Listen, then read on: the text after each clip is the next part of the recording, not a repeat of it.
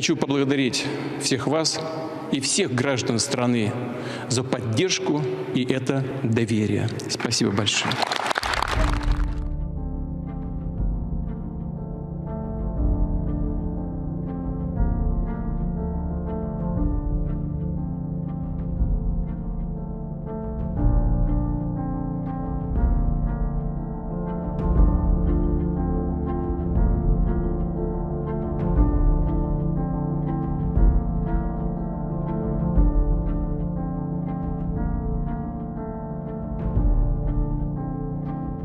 Результаты выборов – это доверие со стороны граждан страны и их надежда на то, что мы все сделаем так, как запланировано.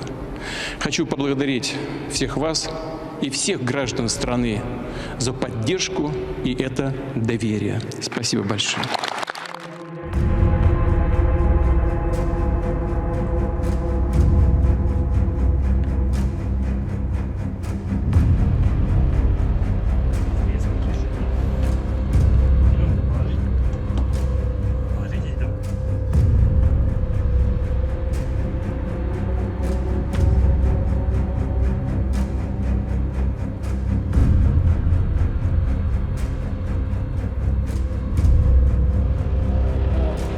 Они у нас идут, они называют сомнения, поскольку я проехал 29.